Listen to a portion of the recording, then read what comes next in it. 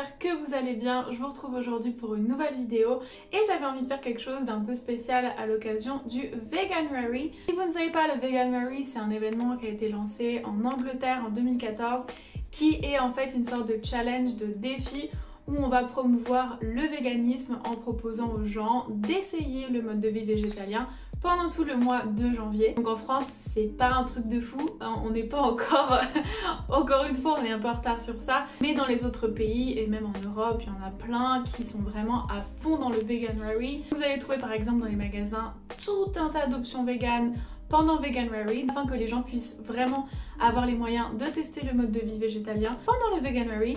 Donc moi je trouve ça mais trop bien, c'est vraiment une super idée. Ne serait-ce que si vous êtes végétarien, vous pouvez comme ça tenter juste pour un mois et voir les bénéfices, découvrir tout un tas de recettes, etc. Et si vous êtes omnivore aussi. Et puis c'est un petit défi, c'est toujours intéressant d'essayer de commencer l'année avec des nouvelles résolutions, des nouvelles habitudes qui sont meilleures pour nous. Donc pourquoi pas se lancer dans le Veganuary, même si le mois de janvier a déjà commencé, c'est jamais trop tard pour essayer. Donc voilà, j'avais envie du coup pour le Veganuary de vous proposer 5 recettes, mes recettes préférées, les recettes que je fais tout le temps. Franchement, je les fais toutes les semaines ces recettes parce qu'elles sont super simples, super rapides, délicieuses, mais surtout parfaites sur le plan nutritionnel.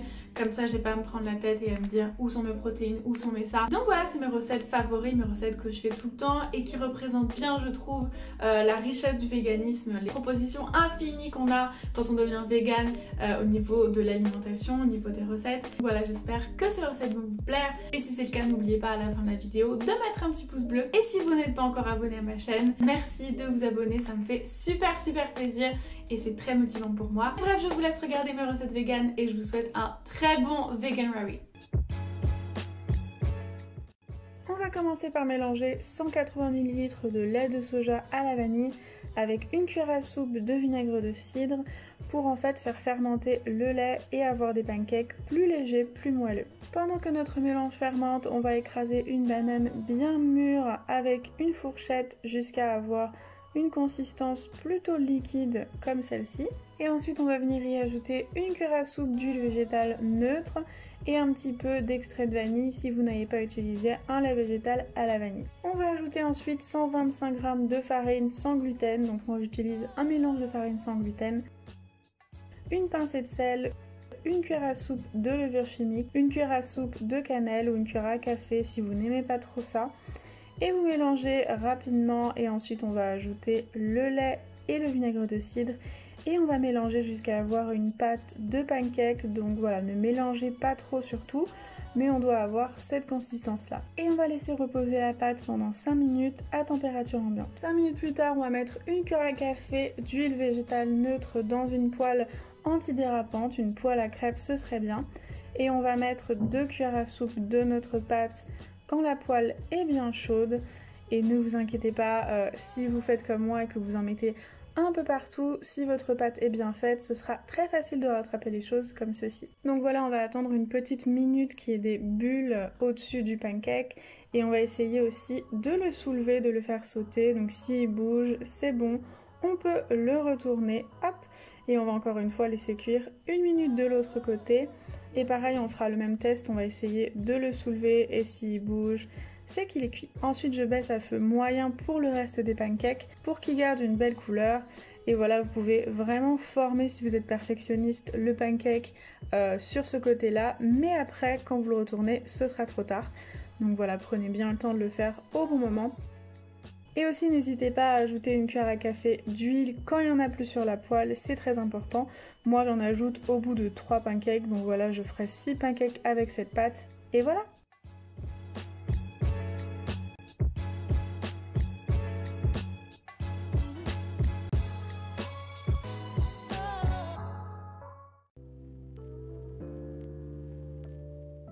On va commencer par faire revenir dans une cuillère à soupe d'huile de coco 2 échalotes et une carotte émincée en dés. On va faire revenir ça pendant 3 minutes. Ensuite, on va ajouter un poivron pareil en dés et 3 gousses d'ail émincées finement. On va ajouter aussi une cuillère à soupe de paprika fumé, une cuillère à café de cumin, une cuillère à café de cannelle, une cuillère à soupe de chili, une cuillère à café de coriandre en poudre, du sel, du poivre et on va bien mélanger. Ensuite, on va ajouter 4 tomates coupées en dés. ou une petite conserve de tomates concassées. On va encore une fois bien mélanger et ajouter 25 centilitres d'eau et notre fameux petit morceau de chocolat à 80% de cacao. Puis on va couvrir et laisser cuire à feu moyen pendant 5 minutes. Et on va ajouter une patate douce coupée en gros dés. Donc on va faire cuire notre patate douce pendant 15 minutes. Et vous pouvez aussi ajouter 250 g de haricots rouges. Mais moi je ne vais pas les mettre maintenant puisque c'est une conserve de haricots rouges, donc ils sont déjà bien mous. Mais si vous avez des haricots rouges que vous avez fait cuire vous-même et qui sont encore assez fermes, je vous conseille de les mettre maintenant. Du coup, 15 minutes plus tard, je vais mettre mes haricots rouges et je vais laisser cuire à découvert à feu moyen pendant encore 5 minutes. Donc normalement la patate douce ça met en tout 20 minutes à cuire, mais ça dépend des patates douces. Donc si vous voyez qu'au bout de 20 minutes de cuisson elle est encore ferme, n'hésitez pas à rajouter 5 minutes. Donc moi là c'est parfaitement cuit, j'ai plus qu'à ajouter le jus d'un citron vert et ce sera prêt.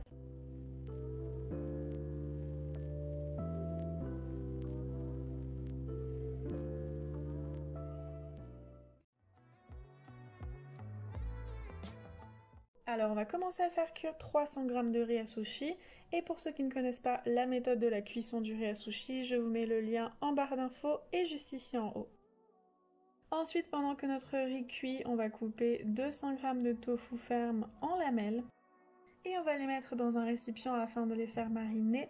On va ajouter une cuillère à soupe de gingembre, une cuillère à soupe d'ail en poudre, un peu de poivre, un peu de sel, une cuillère à café de sauce soja sucrée, 2 cuillères à café de sauce soja salée, une cuillère à café de vinaigre de riz ou de vinaigre de cidre et une cuillère à café de sirop d'agave.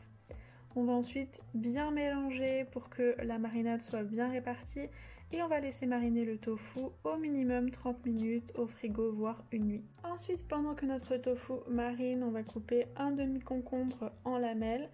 Donc moi je coupe le concombre autour du centre et je jette le centre parce qu'il a beaucoup de pépins et de pulpe et que ça sert à rien. Ensuite on va couper une demi-carotte, pareil en lamelles mais un peu plus fine cette fois-ci. Et je vais mettre les carottes dans un bol, je vais les saler et les mélanger et les laisser reposer un petit peu histoire qu'elles rentrent de leur jus et qu'elles ramollissent. Une fois que le riz est cuit, je vais venir l'aérer en le mélangeant précautionneusement avec une cuillère. Puis je vais venir le saler et y ajouter de l'huile de sésame. Donc je vais ajouter une cuillère à soupe d'huile de sésame et je vais bien mélanger pour que le goût soit réparti et laisser le riz refroidir. Et enfin on va pouvoir créer nos kimbap. Pour cela on va mettre 3 cuillères à soupe de riz sur une feuille de nori, donc une feuille d'algue. Bien évidemment n'oubliez pas que le côté brillant de la feuille d'algue doit être posé sur la natte. Et n'oubliez pas non plus de bien vous mouiller les mains quand vous répartissez le riz sur la feuille d'algue. Donc on va laisser une petite bande d'espace en bas et une beaucoup plus grande en haut. Et enfin on va pouvoir mettre le concombre, des carottes, un petit peu de radis et de choux rouges en pickles, un petit peu de salade mais si vous avez des épinards n'oubliez pas c'est préférable. Et enfin notre tofu et n'hésitez pas à bien appuyer.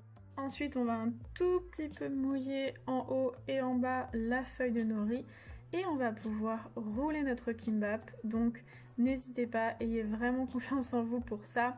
Il faut juste faire comme vous le voyez ici, donc bien serrer à chaque fois, lever la natte avec une main et la rouler avec l'autre et continuer ainsi de suite et surtout bien serrer le rouleau.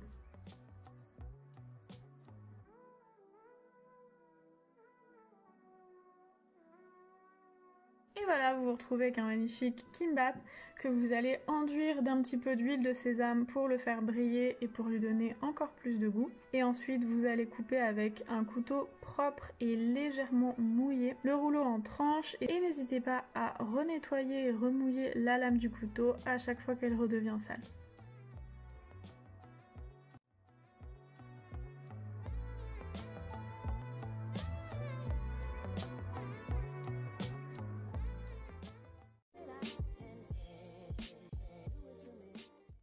On va faire revenir un petit oignon rouge dans de l'huile neutre pendant 3 minutes, histoire qu'il s'attendrisse un petit peu.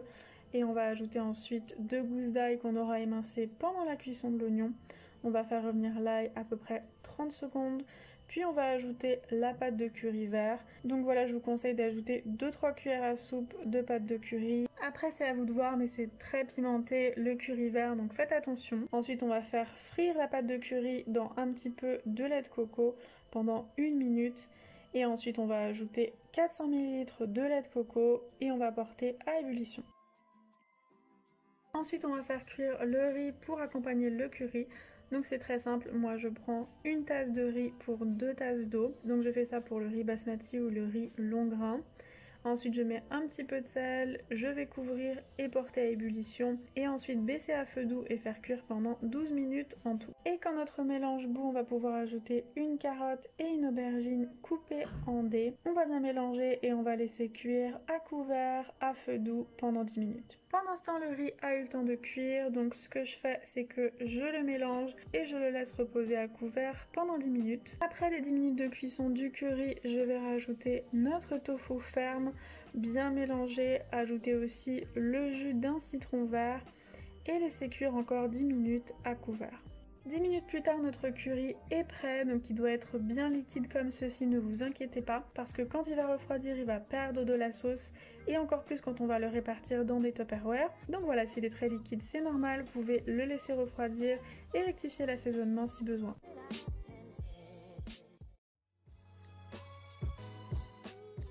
Alors on va tout simplement commencer par faire chauffer une casserole d'eau chaude avec du sel pour les pâtes. Et pendant que notre eau chauffe, on va préparer des courgettes. Donc tout simplement, moi je prends 2 courgettes pour 250 g de pâtes. Donc si vous faites cuire 500 g de pâtes, prenez 4 courgettes. Donc voilà, moi je les coupe en 2 puis en rondelles, donc ça me fait des demi-rondelles. Et si vous avez par hasard des courgettes de différentes couleurs, donc des jaunes, des vertes, n'hésitez pas, ce sera encore plus joli. Et on va faire chauffer une cuillère à soupe d'huile neutre dans une poêle ou dans un wok. Et on va y faire revenir nos courgettes qu'on va saler et largement poivrer. On va les faire revenir le temps de cuisson des pâtes, donc moi c'est 8 minutes. Vous pouvez aller jusqu'à 10 minutes, mais voilà, on va laisser les pâtes cuire pendant que nos courgettes sont en train de revenir sur feu fort. Ensuite, quand nos courgettes sont presque cuites, on va venir ajouter 20 centilitres de crème végétale épaisse. Donc moi j'utilise celle-là parce qu'elle est super bonne, mais vous faites comme vous voulez.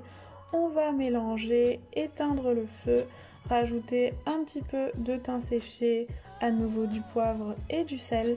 Et si vous voulez, 2-3 cuillères à soupe de levure maltée parce que ça ajoute vraiment un super goût fromager, enfin moi j'adore ça. Ensuite vous allez venir ajouter les pâtes et bien mélanger pendant 1 minute, histoire de bien répartir la sauce et les courgettes. Et ce sera prêt!